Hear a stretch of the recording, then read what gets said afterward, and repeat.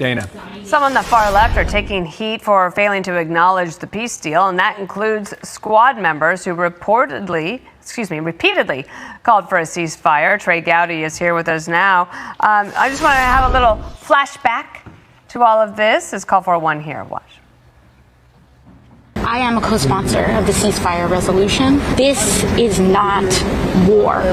This is chaos. We are calling for an end of this violence, not a break in the violence. The temporary pauses are not enough. We need a permanent ceasefire now. We need an end to the genocide. That is why we are here. An end to this one-sided war, an end to the weapon sales, and asking for a ceasefire. Ceasefire now! And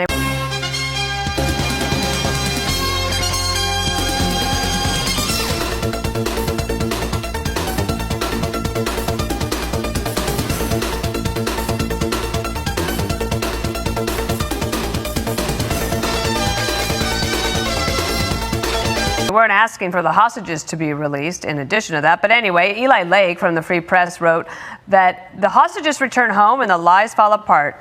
For the ceasefire now crowd, the end of the fighting has been a bit of a drag. While everybody else was very joyous, they were very quiet yesterday, Trey. Yeah, and you know, quite honestly, I think President Trump deserves a Nobel Prize for doing something no one else has been able to do, which is get the squad to be quiet. The only one who said anything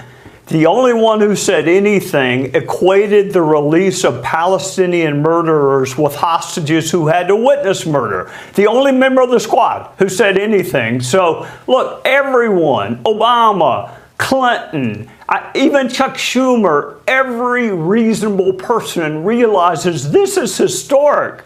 And what Donald Trump has done, whether you like him or you don't, but the squad's hatred for both President Trump and the Jews is so powerful, they can't even bring themselves to congratulate him for ending a war. It's really sad. I mean, if you study psychology, it's sad that they hate someone and a group of people this much. Zohran Mamdani had a big rally in the northern neighborhood here in Manhattan. Big rally. He may be the mayor 3 weeks from today. We'll see how the vote goes. He issued a statement, didn't mention the president by name, and called for an end to the genocide. Here's part of that. I'll read it for you, Trey. He said, today's scenes of Israelis and Palestinians are profoundly moving.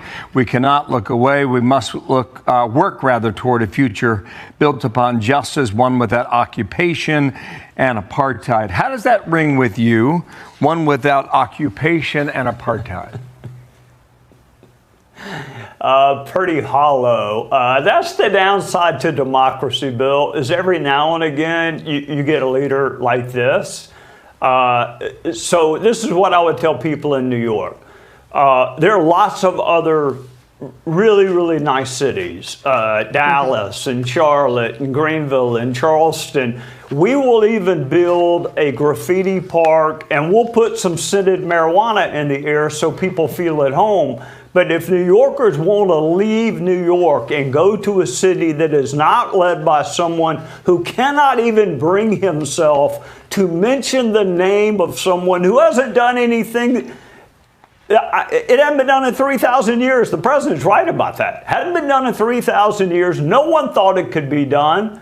He did it, and Mamdani cannot even bring himself to congratulate Trump. And he continues to equate Hamas with Israelis. I mean, look at his statement. He can't even bring himself to say, thank God hostages were released, some of whom are, have no children now, some of whose spouses have been killed, but he can't even do that without equating it to Palestinian prisoners who were serving, in some cases, life sentences for murder. But this is who New York wants. I mean, they have a choice between a Marxist who hates Jews and a guy who can't keep his hands off of women. So if you don't want to live in a city like that, there are other places in the U.S. The other thing that Mamdani could have done is called on Hamas to not fire on and execute Palestinians who they claim were dissidents. That's been barely covered in the press. In the meantime, let me ask you one other thing, because this story continues. Along with Mamdani, New York Attorney General Letitia James, now under indictment herself for mortgage fraud. She was at his rally last night. Watch here. We see powerful voices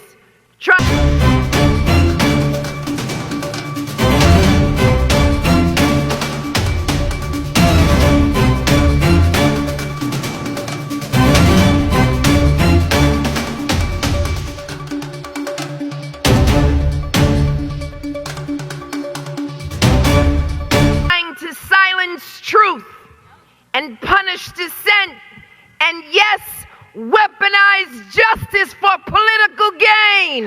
You see, I know what it feels like to be attacked for just doing your job, but I also know what it feels like to overcome adversity. And so I stand on solid rock, and I will not bow, I will not break, I will not bend.